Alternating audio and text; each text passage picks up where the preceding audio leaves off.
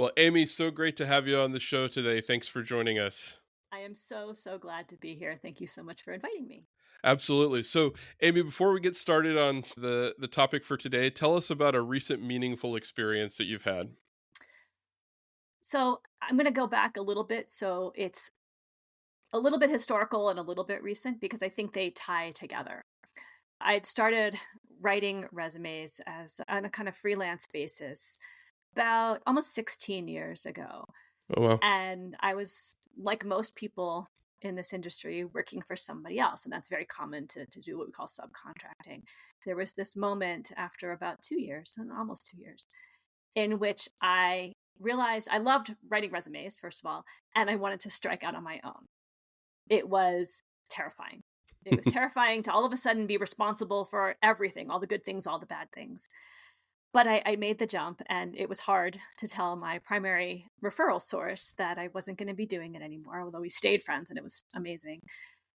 And I launched my own work. So fast forward to this is the second part to a couple years ago, I would say, where I thought, what else can I do? Now that I've really got a handle on what it means to work with clients and help them do well and fulfill all my obligations and over deliver and do all the things I wanted to do. So I thought, what if I could grow this thing to an agency level and have writers working for me? And I dabbled in it. And as I was trying to make this happen, it wasn't technically challenging. I did have to let go a lot of things, but I realized something incredibly important, which is that I couldn't step away from the client relationship. I didn't want to mastermind what the people were doing, and it didn't last very long. But I just decided, you know what, this is not for me. And I agreed with myself, or agreed to share, sort of my continued path in an ongoing way, that I was going to have primary contact with clients basically forever Yeah, because I like it too much. So it was a meaningful choice to me because I learned something about myself, which is that I really like talking to people and I love being my curious, investigative self and figuring out what makes people tick. And I also didn't really want to be a manager per se because that separated me from the thing that I truly love most about what I do. that's awesome. And I love those moments where we have kind of a realization or epiphany about ourselves and we gain insight into really what we should be doing, what our vocation or our calling is. So that's fantastic that you had the experience and that you're able to focus on the work that you want to be doing and that you're best at doing. That's awesome. So let's talk about resumes. I think when people think about changing careers, that's probably the first thing or one of the first things that comes to mind is, oh, I've got to update my resume. And I know practices have probably changed a lot over the years. And so maybe we can start there. What are just kind of the general best practices for writing a resume? Wow, so that's a loaded question because so much has changed back when we were all very young compared to now. I think back in the day we could put our names, dates, places, here's a handful of stuff of what we did, and that would be a very compelling argument for the time, the economy, especially the market, the employment marketplace. Things are very different now. It's a buyer's market for sure. The economy has dictated the way job seekers are changing what they are doing, and compelling resume writing falls directly into that. So if the goal of a resume is to spark a conversation, my philosophy is let's spark the conversation before there is there's an engagement that's happening via the resume that is supposed to follow on into a real life conversation. So rather than shouting from a billboard perspective, let's make this engaging in such a way that the employers, the people who are looking at your resume, or the recruiters who are looking at your resume, say, we need to know more about this person. I'm already connecting to what this person has to say. So that takes a number of best practices to get there. Thing number one is, as I think anybody will say in the industry, we're no longer speaking about the objective. The objective statement is fantastically old school, and it is that sort of shouting into the void. So instead of saying, this is what I want, this is who I am in terms of the things that I'm after, say, this is who I am in terms of the things that I can do and the way that I can succeed. And we typically call that a branding statement. You can call it a description of who you are, a kind of a mission, but it's a two-way conversation. It's not just I want, because I want doesn't fly anymore. Yeah. Because employers don't care. They want to know, can you start yesterday and do the things that we need you to do with as a low level of onboarding as we can possibly engage in to make this a good start for you and a meaningful experience for us. So that's thing number one. And that's what they're going to see at the top of your resume, of course, in addition to your contact info, which I encourage you to have, and to maybe have a separate phone number, a virtual number, an email that you use for your job search, because your future interviewers, your future company is going to want to find you someplace. But directly under that, this new kind of branding statement that makes sense from a conversational connection point of view is definitely best practices. In terms of describing your employment, again, that used to be, here's my HR job description, and that was enough. And that was enough to compel people to understand enough about you to make the call. Now it's not only what did you do, but how good were you at doing that. And this is I think where many job seekers miss the boat, because they're so willing to say, this is what HR says my job description is, and stop, that the people who are willing to go beyond and take a real hard look at what they are really good at, those job seekers are going to rise head and shoulders above anybody else, because that conversation is now a true engagement. Somebody who's in sales who says they can do 20% better than anyone else on their team, and given the following parameters, this is how well things went. That's really crucial. And getting those numbers in there as much as possible is compelling proof of somebody's success. And if there aren't numbers, then maybe it's a description of how something went better because that person was involved than it could have gone with anybody else. Case in point, and not everybody obviously is involved in audits, but audits are either you passed or you didn't, or you passed with a few recommendations or you didn't. So if you're leading that audit, there's no number. There's no like, I got, 100% of the audit, or I got, 20% of the audit. It's I passed or I didn't pass. Mm-hmm. So describing it in those terms of here's what I led and here's what the outcome was, even without a number, it's going to make that point just as effectively. Or starting a new process. There's no number about inventing something and doing something compelling. It's launching it and getting it done. And maybe there are consequences, and the follow-on is something really good to describe. But just initiating something that is very useful in a company organization, in a corporate organization, or in your department, is going to showcase something really, again, compelling to that audience. So again, each of these statements are like mini business cases. So little Yeah. stories that say how good you are.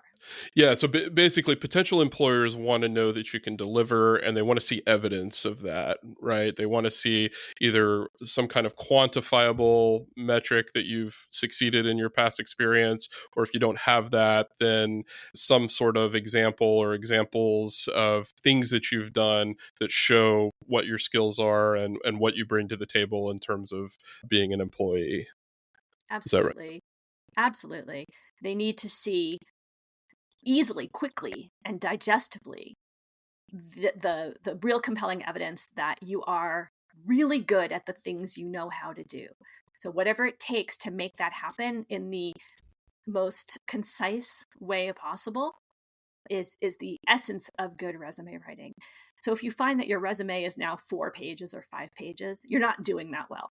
Mm-hmm. Typically a resume, it can be anywhere from a page to, let's say, 3 pages max, depending on the length of your career history and that kind of a thing.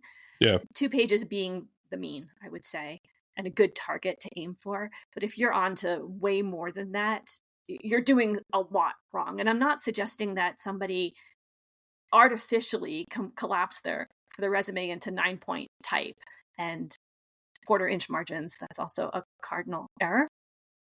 But to be thoughtful about your choices, and to know that the end game of what your resume should be driving toward is what your audience is putting out there. So if job postings that you're looking at all say roughly the same thing, that's where you should aim your resume, because that is going to be those primary qualifications for the role are going to be the yardstick by which your audience is measuring whether this resume is doing a good job. Yeah. How much do employers actually care about the education section of the resume and, whether you graduated with honors or what your GPA is and that sort of thing? And we're talking, professionals who, for example, I'm an attorney, so I have, a bachelor's degree, a law degree. How relevant is that in today's job market? Well, I think for you, if you were seeking an additional role or a new role as an attorney, that's the first thing they're going to look for, and probably the next thing is bar admission, Hmm. and relevant licensures and that sort of thing, and beyond which, or before which rather, nobody could get hired. So those are standards that are exogenous to anybody's individual qualifications. They're set at the state level or whatever they're going to be. So some things like that, like if you want to be a dentist, you have to go to dental school. Nobody will hire you. Right. If you have a different type of professional degree, it might not be a showstopper and like beyond which they won't look, but it might be a nice addition. So listing your final degree as an undergraduate, so there's plenty of people who have gone to multiple undergraduate schools to get to their degree. No one's going to care where you started or how that turned out as long as you have the degree. And if you've completed some sort of graduate work, it can be useful to describe that. As far as GPA and honors, sometimes people like to put Latin honors. It looks nice. Hmm. And if they're a member of Greek society, sometimes that helps with a networking angle. But I don't think anybody's going to care necessarily about your GPA or whatever, especially if it's more than about 2-3 years, Yeah. and you're not seeking entrance into a graduate program. There might be specific standards for resumes for that. But if you're, say, 5 years out of college or out of graduate school, nobody's going to ask. And it's more like an expectation that somebody who is seeking this particular role will have done an undergraduate degree in whatever discipline, or somebody who's gone to graduate school will have undertaken a course of study in this particular discipline, and it's relevant to the role. Otherwise, no, I don't think so at all. And the flip side is people have been working for 10-15 years who didn't complete a degree. Hmm. I wish job postings that were intended for very experienced leaders did not include education as a requirement. I don't think it's relevant anymore. I Yeah. get the question a lot from, senior VPs. I made a decision 25 years ago. How's that going to affect me now? I don't think it should. Yeah. And if you here's a pro tip: if you think it does affect what your audience is going to think about you, and you have done some undergraduate work, you might say courses completed toward Bachelor of Science in Biology at such and such university. So that Bachelor of Science or Bachelor of Arts or whatever it is, and it doesn't have to be biology, is in your resume. So if there are filters set up for that language, you won't be excluded for really irrelevant reasons. Yeah, yeah, yeah. It's interesting on the education thing. I think a lot of times by it's overrated by employer and job postings, right? So my mom, for example, worked as a nurse for many years, and she had an associate's degree in nursing. She was licensed. She was a floor nurse. She had all this experience, and then at some point after she'd been working for a while, the hospital that she was working at made this decision that in order to advance in your career and get a promotion, you had to have a bachelor's degree. No matter how much experience you had, they wanted you to have a bachelor's degree. And so these people, these nurses with less experience who just happened to have a bachelor's in nursing, all of a sudden were considered for advancement. And she was like, that it seems silly to me because I've got years and years of experience. I know what I'm doing, but they wanted the piece of paper. And I don't know. Sometimes it seems like it's maybe a little overrated by the employers, but that could be the reality of the situation. And so if an employer wants to see that, it might be important to include that. I would guess. So, Yeah, and I think probably different industries have different requirements. yeah. So I won't hazard a guess as to why healthcare will be altogether different from other types of industries, but there could be a compelling reason there. I'm not justifying it in any sense. Yeah. But in a typical business environment that is not dependent on sort of organizational accreditations or whatever that are counting those kinds of things, I have seen plenty of really, really qualified people be very frightened by the fact that they don't have this thing, this piece of paper. And to be fair, I have a whole bunch of letters after my name. I really believe in education and higher Sure. education and graduate work. But I don't think it's the be all and end all, especially when somebody is so clearly good at what they do. Yeah. And the resume can mitigate a lot of that concern on the behalf of a job seeker in the eyes of a hiring entity by saying, look at all the stuff I've done. And honest to goodness, is the choice that I made when I was 17 or 18 years old now relevant that I'm, 45 or 50 or 60 or beyond? I Right. just can't see how that can be a data point that makes sense at that level. Yeah. If it's somebody looking for a job and they're 22 and they haven't gone to college, I can see why something might be different. Right. The more experience somebody gets, I think the less of a weight we should place on whether there's an education element to For somebody's sure. background. What are your thoughts on using AI to help with resume writing? That's a great question. I think the zeitgeist of AI took over resume writing in a way that became a race, I won't say to the bottom, but a race to the bland. Mm. I know from conversations with hiring teams that when somebody, for example, throws the job posting into chat gpt or what have you and asks for a cover letter, submits it with hundreds of applications being received by those employers, the employers are receiving identical cover letters for the Yeah. same role, and that doesn't speak well. As for resume writing, it's been proven with various tests. My colleagues have done this. I can't say that I've done it myself, but the resume writing is, for lack of a better term, dumbed down. Hmm. I don't think AI has caught up to what makes good writing for resume writing, because it is, I think, primarily because it's so different from typical writing. Um, but I think the effort that ChatGPT or the other large language model software, whatever platforms put out there, try to massage the language into something that they think is going to be helpful, but is frankly less compelling. And I don't say that as a resume writer. I think that's true for across the board. Yeah. That it's just not as good as good writers for lots of things. And there's probably a million examples in other industries in which this is true. Yeah, I saw a post on LinkedIn this morning from somebody who works in marketing, and they were saying, you may think there's no cost to using AI to do all your marketing, but the cost is that you're not going to be able to stand out. You're going to come across as generic, and therefore Mhm. you're not going to be able to, get the sales or the leads or whatever that you're trying to get. So I think, yeah, I think as we continue along this path to AI, and I love AI. I mean, it's an amazing tool, but we're going to have to stay focused on the human aspect of work, because if we lose that, we're not going to be competitive in a very competitive job market, I think. How important is it to have an online presence like LinkedIn, those kinds of things? How important is that in terms of searching for a job and standing out to employers? I think it's crucial. I think this is a true binary in which not having a LinkedIn presence is like pulling the covers over your head and hiding from people who genuinely should find you. Hmm. The and it's not just having a LinkedIn profile. It's easy to open an account if you don't have one. Not so easy, to be fair, to fill it with good content.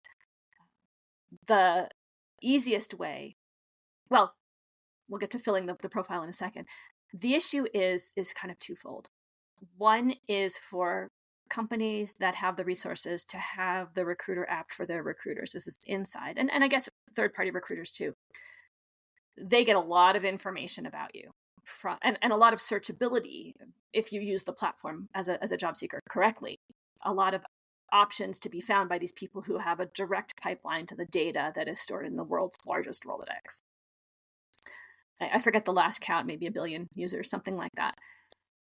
The question then is what to put in there so that you can be found for the things you want to be identified for. So if somebody is just putting in their names and titles, dates, that's a good start. It's not a lot. To be sure, those job titles are important, and you get 100 characters, including spaces, to fill. And it doesn't have to be just with whatever the company tells you your job title is, although that's a good place to start. The trick is to make your resume and your LinkedIn profile feel like the same narrative. From my perspective, it's a different implementation, but back what I was saying before, the very simplest implementation is copy your resume into your LinkedIn profile. It's actually not a great idea, but it is something to do that puts more content there. The pitfalls are, do you want to share everything that you would share with an individual with a billion of your closest friends? And the Yeah. answer is probably not. So massaging that content a little bit so that it is sufficiently masking whatever you don't want your audience to see is one way to handle it. Rewriting it for that platform, which has a million elements to it, is probably a better, more sophisticated approach.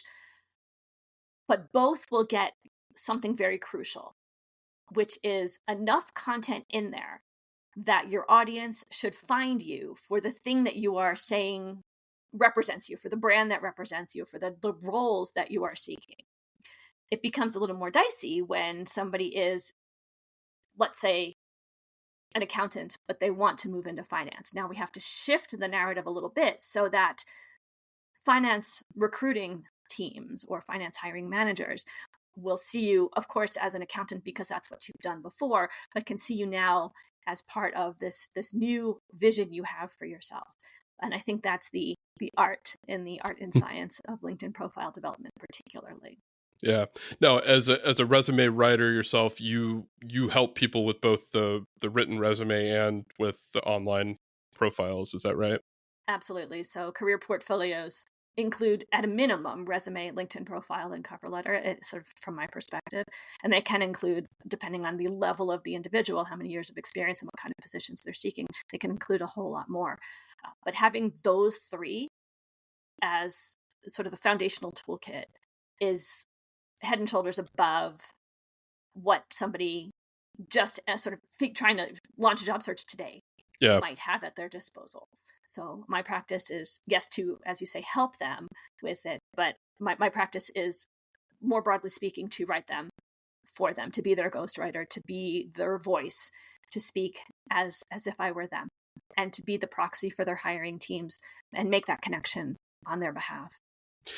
Now, after somebody, they've got the resume, looks great, they submit it. What's the next step? Like, and what I'm specifically wanting to know is the follow-up process. Like, what's appropriate, what's acceptable? What do you do when you have these job postings where it says, don't contact us? How do you handle all that? I think following the instructions is foundationally a good idea. And again, in the era now in which easily 1,000 applicants can apply for any particular job, I don't think recruiters can necessarily handle 1,000 inquiries. Yeah. And then just do what they say. If they want the resume in PDF, send it in PDF. If they want it in Word, if they want a cover letter, there's a space for one. If they don't want one, don't send one. I never used to say that, but now I kind of have to get with that program. But what I will say is, don't let the numbers that you see on LinkedIn, if you have access to that information based on your account level, don't let those numbers deter you from applying if you are being very thoughtful about your specific application. So many people, especially in the era of AI, are spraying and praying. And sometimes AI platforms will substantively alter the content of your resume if you're not careful, and suggest that you have skills that maybe you don't have or experience you don't have. So just be really, really careful about that sort of thing. But the consequence is, let's say there's 1,000 applicants to a particular role, or 1,000 job seekers clicked apply, which is an application off platform and not necessarily indicative of honestly very much. But whatever the numbers are, don't let them deter you if you are being very specific and intentional about your own application, because some substantive proportion of whatever that number is will include non-qualified candidates, and they won't even be part of the decision-making approach that a hiring team will be engaging in, because they're just not relevant to the particular job. So if you know you have what it takes, put your materials out there and do what the job posting says in terms of applying this particular way with this format and following up. To your point, if you haven't heard in a week or so, maybe shoot the recruiter or the hiring manager or somebody shoot them a message. I wouldn't go bombarding them with message after message, day after day, but maybe wait a week or two in between outreach. They might just be super busy. Yeah. Yeah. This is really good stuff. I wish we had more time because I'd love to talk to you about interviewing. Maybe we'll have to have you back some other time to talk about that. Such great advice. Where can people find you if they want to connect with you and if they're interested in having you, help them with the resume process? Thank you. I appreciate the question. My website is fivestrengths.com. That's the word five, FIVESTRENGTHS.com. I'm also on LinkedIn. My customized URL is Amy L. Adler, AMYLADLER. And I welcome all connections. I'm really looking forward to hearing from the audience. I hope that they have found something compelling in our conversation today. Absolutely. I'm sure they will. And we'll drop links in the show notes for everything so people can find you and connect with you. And listeners, for those of you who are seeking a career change or, you need help just getting the resume right so you can stand out in today's competitive job market, check out what Amy's doing. Lots of great advice on this episode. And I know you've got a wealth of knowledge that you can share and help people with in this process. So thanks so much again for joining us today on the show. The pleasure is entirely mine. Thank you so much.